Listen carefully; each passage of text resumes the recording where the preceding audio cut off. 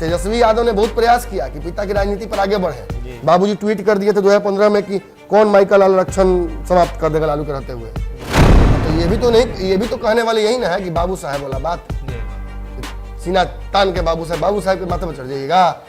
बाबू साहब ने क्या बिगाड़ दिया है। तेजस्वी यादव अगर ये सोचते हैं कि भूमिहारों के भरोसे हम मुख्यमंत्री बन जाएंगे, तो राम जी भी केवल बानरों की सेना लेकर लंका पर छाई नहीं किए थे। पूरे देश में सवर्ण आरक्षण का विरोध करने वाली एकमात्र पार्टी राजद। उनको सीएम बनते बनते पिछली बार ये राकेश बनना है, तो जब बनना है तो कौन से समीकरण के आधार पर बनिएगा? चिराग पासवान अलग लड़ेंगे, मुकेश सहनी अलग लड़ेंगे और आपको हर सीट पर फायदा पहुंचाएंगे आपको सीएम बनाने के लिए।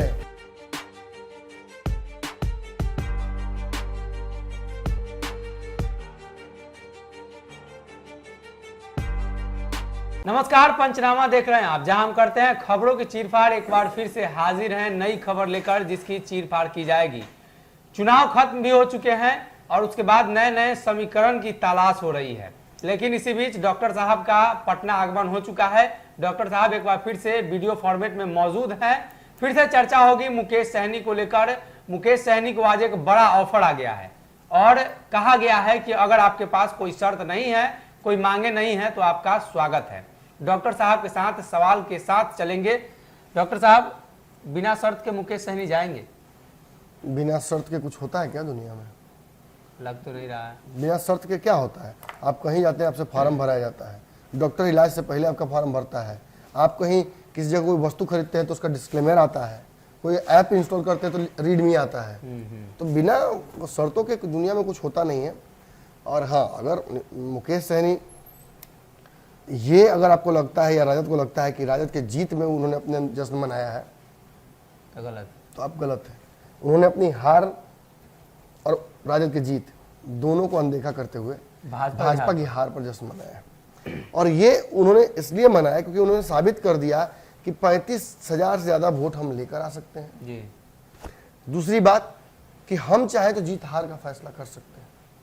हम जीते या हारे ये मायने नहीं रखता है। हम किसी और को जीत और हार से महरूम कर सकते हैं या किसी को जीत नवाज सकते हैं, ये तो तय हो गया। अब देख लीजिए, मैं आपको बता दूं एक बात। जब ये स्पष्ट हो गया, पिछले चुनाव में भी जब मुकेश सहनी साथ थे तेजस्वी यादव के, और जो उपचुनाव हुए थे तो सिमरी बख्तियारपुर वाली सीट पर मुकेश सहनी लड़ना चाहते थे चुनाव, लेकिन जैसा कि अपने आदत से मजबूर है राजद, अपने सहयोगियों को उपचुनाव में पूछती तक नहीं है। यही काम भाजपा करती है तो गाली खाती है, सभी लोग गाली देने लगते हैं, सारी पॉलिटिकल पार्टियां गाली देती हैं, मुकेश सहनी खुलकर गाली देते हैं, तेजस्वी यादव भी मजा लेते हैं। लेकिन यही काम तेजस्वी यादव करते हैं, अपने किसी भी सहयोगी दल को टिकट नहीं बांटते हैं उपचुनाव में, चाहे कांग्रेस तो उसके मुक्तभोगी रही है, तो वो जस्टिफाई हो जाता है। तो मुकेश सहनी चुनाव अगेंस्ट में लड़ गया। मुकेश सहनी 27 वोट लेकर आए थे वहां से, तो उस समय भी साबित किया था कि मेरा वोट बैंक है, और आज तो ये साबित कर दिया कि वो वोट बैंक आज भी इनके पास है। अब इसके बाद जब आपको एक तेजस्वी यादव बिहार में उभरते नेता, प्रोबेबल सीएम कैंडिडेट के तौर पर जब ये परिस्थितियां आपके समक्ष आती हैं, तो आपको यहाँ एनालाइज करना चाहिए ना, आपको सोचना चाहिए ना कि यहाँ से इशारा क्या कर रहा है। आप बार बार मुकेश सहनी को अपने और भाजपा के खिलाफ तो नहीं उतार सकते जी। मुकेश सहनी इतने हल्के नहीं है कि बार बार आपको जिताने के लिए वो लड़ते रहे चुनाव। तो आप ऐसी स्थिति में जब भाजपा को नीतीश कुमार ने कह दिया कि गलती कहीं ना कहीं हम लोगों से हुई है, इंट्रोस्पेक्शन करने की आवश्यकता है, टाइमिंग को लेकर मुकेश सहनी को निकालने को लेकर मांझी भी बोलते हैं और उपेंद्र कुशवाहा भी बोलते हैं। यानी भाजपा भी अंदर अंदर कहीं ना कहीं ये सोच रही है कि अजय निषाद के बहकावे में, अजय निषाद के बड़बोलेपन में भाजपा एक बहुत बड़ा पूछ में आग लगाने वाला काम कर ली। लंका तो जली नहीं, लेकिन पूछ खत्म हो गया, स्वाहा हो गया। अब पूछ और नाक दोनों साथ साथ गया है। आप जानते हैं कि चुनाव में भाजपा ने कोई भी अपनी तरफ से कसर नहीं छोड़ी थी, फिर भी हार हुई। तो अब भाजपा भी मुकेश सहनी को लेकर और चिराग पासवान को लेकर और इन समीकरणों को लेकर कुछ सोच अपनी बदलेगी। सबसे बात यह है। इतना ही नहीं, जब आप वापस आकर देखते हैं तो मुकेश सहनी की चुनाव लड़ने की वजह से, उनके प्रत्याशी को यहाँ देने की वजह से जो एक बहुत बड़ा फायदा हुआ है राजद को, तो राजद को भी सोचना होगा कि आखिर इस सीट पर अब, या ऐसी कई सीटों पर जिस पर हमें भाजपा से लड़ना है, नीतीश कुमार से लड़ना है, उन पर हमारा फायदा कैसे होगा, ये बूस्टर डोज मुकेश सहनी कैसे देंगे, इसके लिए तो आपको गठबंधन करना होगा ना जी। और गठबंधन जब करने की बात आती है, मन है कि ब्याह हो जाए, ये भी कहते हैं कि नहीं लेकिन शर्त रहेगा मेरा, ऐसा नहीं होता है। जब शादी विवाह होता है तो दोनों तरफ से शर्तें रखी जाती है जी। और ये तो गठबंधन है, सिंगल शर्त नहीं चलता है, ये तो गठबंधन है। पिछली बार आपके साथ रहे थे, आपने सब कुछ देने का वादा किया था, ऐन मौके पे आप उनके पीठ में छुरा घोंपते हैं उनके हिसाब से, और ये तय हो जाता है कि कहीं ना कहीं मुकेश सहनी अब तेजस्वी यादव के साथ आगे नहीं बढ़ सकते हैं, लेकिन मुकेश सहनी को लालू यादव से परहेज नहीं है, लालू वाद से परहेज नहीं है, लालू यादव को साथ लेकर चलने की बात वो करते हैं। तो ऐसे में क्या, जब दो लोगों की विचारधारा एक है तो थोड़ा सा 19-20 करके एक साथ नहीं हुआ जा सकता है जिससे दोनों का फायदा हो जाए।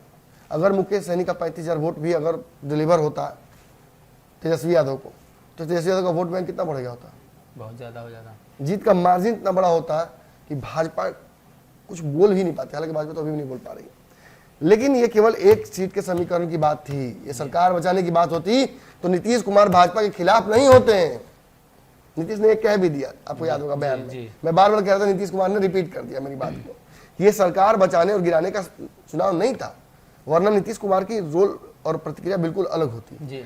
अब आप समझ लीजिए कि तो आने वाले समय में 24 हो, 25 हो, 26 हो, 27 हो, 28 हो, जब भी बिहार के सीएम का चेहरे के लिए चुनाव होगा तो तेजस्वी यादव तो ऑटोमेटिकली सजेस्टेड कैंडिडेट है विपक्ष की तरफ से। इनको सीएम बनते बनते पिछली बार ये रह गया, इस बार बनना है। तो जब बनना है तो कौन से समीकरण के आधार पर बनिएगा? चिराग पासवान अलग लड़ेंगे, मुकेश सहनी अलग लड़ेंगे और आपको हर सीट पर फायदा पहुंचाएंगे आपको सीएम बनाने के लिए? किस भ्रम में है? तो ये बचकानी बातें हैं।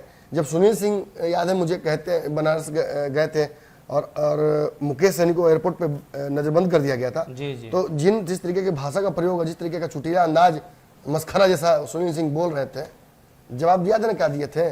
कुकुर बिलाई के मुंह नहीं लगते हैं मुकेश सहनी जी। तो ये जो मनमुटाव है इसको अलग करना होगा। ये जो खंजर पीठ में लेकर मुकेश सहनी दो घूम रहे हैं, एक भाजपा का एक तेजस्वी यादव का, तो तेजस्वी यादव वाले खंजर को अब निकालने का समय आ गया है और उस पर मरहम लगाने की आवश्यकता है। एक बात और बता दूं, मुकेश सहनी की आवश्यकता तेजस्वी यादव को है, मुकेश सहनी को तेजस्वी की आवश्यकता नहीं है जी। मुकेश सहनी के पास ऐसे भी खोने के लिए कुछ बचा नहीं है। मुकेश सहनी यहाँ से भी 5 साल काम बिगाड़ने वाली राजनीति आराम से कर सकते हैं, लेकिन तेजस्वी यादव के पास अब समय नहीं है। पार्टी, फाइनेंस, विधायक सब पर भाजपा की और जदयू की नजर है। फूक फूक कर चलना होगा। आपके मंत्रियों को, आपके एक साथ एमएलसीओ को तोड़ दिया गया था, अब जाकर आपका सम्मान बचा है एक सदन में जी। राबड़ी देवी जो विपक्षी दल के नेता बन पाई हैं, तो इस पर नजर रखनी चाहिए। और अगर आप ये सोच रहे हैं कि अखिलेश क्या नाम इनका, आशुतोष भूमिहार आ जाएंगे, कार्तिकेय कनिष्क आ जाएंगे, एडी सिंह आ जाएंगे और ये फलाना ढिमकाना सब आ जाएगा, लोग हमको हर सीट पे भूमिहार से वोट दिलवा देगा लोग। यादव मेरा हाई है, मुस्लिम मेरा हाई है, लवकुश में हम चेज पार कर ही लेते हैं, अब तो भूमिहार भी देने लगा, ब्राह्मणों देगा, राजपूतों देगा। इस भ्रम में मत रहिए, इस भ्रम में वोटर भी नहीं रहे जो बहुत आज एक्साइटेड होकर तेजस्वी यादव गोदी में बैठने के लिए। देखिए फिर मैं कह दूं, राजद के लोगों को बहुत पिन लगेगा अभी जो बोल रहे हैं हम, ये नहीं तुम तेजस्वी के विरोधी हो, तुम डॉक्टर नहीं हो, तुम फर्जी डॉक्टर हो, झोला छापो, जाना भाई जहां देखे के बावजूद देखा, हम झूठ ना बोले ना, जो बात तुम सच बात। 24 घंटे 25 घंटे जगने के बावजूद लगातार मैं यहाँ मौजूद हूँ, तो ये बस केवल उन दर्शकों तक ये बात पहुंचाने का एक बीड़ा जो उठा रखा है मैंने, और आप कहीं ना कहीं इसके लिए प्रेरित करते रहते हैं मुझे, उसकी वजह से मैं यहाँ बैठा हुआ हूँ। तो जो बोलूंगा, कड़क बोलूंगा, खुला बोलूंगा, इसको मैं किसी को खुश करने के लिए नहीं बैठा हूँ। ये जुबान मेरी है, इस पर जो टैक्स लगता है वो मेरे द्वारा लगता है, आपके द्वारा नहीं। तेजस्वी यादव अगर ये सोचते हैं कि भूमिहारों के भरोसे हम मुख्यमंत्री बन जाएंगे, तो राम जी भी केवल बानरों की सेना लेकर लंका पर चढ़ाई नहीं किए थे। अगर आपको लगता है केवल बानरों की संख्या थी, सेना थी, तो आप फिर से पढ़िए रामायण एक बार और पता कीजिए कि रीछ और अन्य भी कई जानवर थे, बड़े बड़े जटायु जैसे पक्षी थे, बहुत कुछ था, छोटी गिलहरी भी थी। सबको साथ लेकर समावेश करके चलना होगा। भूमिहार एक बहुत वोलेटाइल बिहार की राजनीति में कमोडिटी है, जो कभी भी पलट सकती है किधर से किधर। और एक सीट पर समीकरण था, प्रतिष्ठा की बात थी, सुरेश शर्मा फंसे हुए थे और बहुत सारे रीजनल समीकरण काम किए, इस वजह से भूमिहार एक तरफ हो गए और आपको उसका फायदा मिल गया। पूरे बिहार में नहीं हो आप ये मत भूलिए और वो वोटर्स भी ये नहीं भूले कि पूरे देश में सवर्ण आरक्षण का विरोध करने वाली एकमात्र पार्टी राजद थी। जी याद है ना? जी जी आपको याद है ना? 10% आपको याद है ना? आप लोगों को झुंझुना बजा था सदन में, याद होगा आपको। जी मनोज और वो भी बजाने वाला सवर्ण ही था और उसने बजाकर कहा था, देखिए मैं डिटेल में पढ़ूंगा, मैं अपने आरक्षण को लेकर मैंने स्टैंड में बहुत पहले क्लियर कर दिया है। जी मुझे लगता है कि भाजपा आरक्षण खत्म करना चाहती है और एक बहुत बड़ी साजिश है। इससे बहुत बड़ा एक समाज जो आरक्षण का आज की वजह से खड़ा हो पा रहा है, उसे फिर से लिटाने का प्रयास किया जा रहा है। लेकिन सवर्ण हो, गरीब हो, जो भी जाति प्रजाति के हों, अगर वो गरीब है, उनके पास अगर नहीं है व्यवस्था आगे बढ़ने की, तो उन्हें भी आगे मुख्य धारा में लाने की आवश्यकता है। और उसके लिए जब बिल आया था तो राजद एकमात्र पार्टी थी जो जानते हुए कि सवर्ण इसको आरक्षण कहा जाएगा और उसने विरोध किया था। तो राते राते कोई रंग बदल के आवेगा तो ये मत भूलिएगा कि अंदर में चोला के अंदर कुछ और है प्रजाति। ये बुरा बाल साफ करने वाला जो पूरा एक तांडव होता है कि लालू जी ने कभी कहा ही नहीं, बाबा कभी कहते हैं, कभी कभी नहीं कहा, लेकिन आरोप तो लगता है जी। और ये बुरा बाल क्या है? भूमिहार, राजपूत, ब्राह्मण, लाला, यही ना है जी। जब उन्होंने कहा नहीं तो कभी ये भी तो नहीं कहा कि हमने ये नहीं कहा। तो ये भी तो नहीं, ये भी तो कहने वाले यही ना है कि बाबू साहब वाला बात जी। सीना तान के बाबू साहब के माथे पर चढ़ जाइएगा। बाबू साहब ने क्या क्या बिगाड़ दिया है आपका? आप, हाँ, हो सकता है आपका व्यक्तिगत कोई बाबू साहब बिगाड़ रहा हो, छपरा वाले या बिस्कुमान वाले, तो बात गलत है। या हो सकता है कि यहाँ जो बैठते हैं कार्यालय में वो हिटलर साहब बाबू साहब वो बिगाड़े हों। कौन व्यक्तिगत किससे बाबू साहब से आपको दुश्मनी है, क्या दिक्कत है, वो आप व्यक्तिगत रखिए। आप पूरे बिहार के राजपूतों को एक तरफ नहीं खींच के खड़े कर सकते कटघरे में। और बात देखिए सीधी है, तेजस्वी यादव ने बहुत प्रयास किया कि पिता की राजनीति पर आगे बढ़े। बाबूजी ट्वीट कर दिए थे 2015 में कि कौन माई का लाल आरक्षण समाप्त कर देगा लालू के रहते हुए। तो लालू यादव को लोग विश्वास करते हैं, जानते हैं कि मर्द झुकेगा नहीं। लेकिन आपको लेके बहुत संशय है जी, रहेंगे कि नहीं रहेंगे। आपके कमांडर बदलते हैं, आपके भाई से नहीं पटता है, मीसा भारती से कचरा है, नीतीश को लेकर संशय है, भाजपा को लेकर संशय है। आप अपनी राजनीति में क्रेडिबिलिटी अब तक नहीं बना पाए हैं तेजस्वी यादव जी। आप पर आपकी पार्टी के नेता लगाते हैं आरोप कि आप टिकट भेजते हैं जी। कई नेता लगा चुके हैं, आज निर्दलीय हैं, काहे नहीं बुला लेते आप किसी को? जो नेता आपका भागा भागा फिर रहा है उसका भाई चुनाव लड़ता है, भाई नहीं लड़ते ना जी, और जीत कर आता है और नीतीश कुमार साथ खड़ा रहता है। आपके एक और नेता है जो आपके लिए कहा था कि हाथ तक गंदा करने के लिए तैयार थे जी जी। आज वो 2 बार से टिकट लेने के इंतजार में है। यादवों को टिकट आपने कई जगह पे काटा है, कई यादव नाराज हैं, मुसलमान समाज के लोग आपसे अलग हटकर अब वो चले गए, ऑलमोस्ट उनको रास्ता मिल गया है जी। बिहार में। वैसे रमई राम की दुर्गति जो हुई, रमई राम का जो स्थिति हुआ उससे उसको रमई राम ही क्यों कहिए? देखिए अब जब खोल दिया है आपने तो पिटारा तो उसमें से और भी जिन निकलेगा। इसी जगह पर हाय हाय करते हुए लालू यादव के सेनापति गुजर गए, पूरा वैशाली मातम मना रहा है। आज उनके पुत्र स्थान खोज रहे हैं कि कहीं मिल जाता, वो भी राजपूत समाज से आते थे और उनको वो भी खोज रहे हैं। आज शहाबुद्दीन के लोग तेजस्वी यादव को माफ करने के लिए तैयार नहीं है। आज आप कहते हैं कि अनंत सिंह बैड एलिमेंट है और 5 दिन बाद उसी बैड एलिमेंट के साथ वो अपने चुनाव लड़ाने की तैयारी कर लेते हैं। तो परिस्थितियों का आप भी गेम खेल रहे हैं। नीतीश कुमार ने तो बिहार की राजनीति को बिगाड़ दिया ना, जब जैसा तब तैसा करके, और इसी परिपाटी पर आगे बढ़ रहे हैं आप तेजस्वी यादव। तो खैर मैं यहाँ किसी को लेक्चर देने नहीं आया हूँ, मैं किसी की टांग खिंचाई भी नहीं करना चाहता हूँ। बस मैंने क्या किया ना, मैंने आईना दिखा दिया, राजपूत, भूमिहार और सवर्ण जाति के लोगों को भी दिखा दिया कि किसने आपका खिलाफत किया था। और मैंने तेजस्वी यादव को भी आईना भी दिखाया कि आपके पास मौका है अभी भी कि ये पूरा जो समाज नाराज चल रहा है भाजपा से और नीतीश कुमार से, इसको अपने पाले में कीजिए। और ये शर्त और बेशर्त वाली बात मत कीजिए, क्योंकि आप जमींदार नहीं है बिहार की, ये जो राजनीति है इसका, क्योंकि लालू यादव ने जमींदारी प्रथा बिहार में खत्म कर दिया है।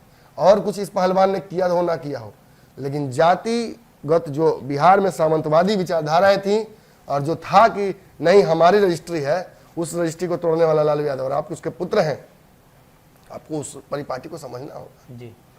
तो कहीं ना कहीं मुकेश सहनी को लेकर जब बयान सामने आया है, हालांकि मुकेश सहनी के पार्टी के तरफ से भी खंडन कर दिया गया है कि अगर कोई शर्त रखनी ही होती और बिना शर्त का समर्थन ही करना होता तो भाजपा में समर्थन करते, आज मंत्री भी रहते, 6 साल के लिए एमएलसी भी रहते, तमाम चीज़ों को उन्होंने रखा है। ऐसे में सवाल कई बन रहे हैं, लेकिन मुकेश सहनी का अंतिम फैसला क्या होता है। हालांकि चर्चा यह भी है कि मुकेश सहनी शर्तों के साथ ही राजनीति करेंगे और वो शर्तों के साथ ही जाएंगे। फिलहाल के लिए इस पंचनामा में इतना।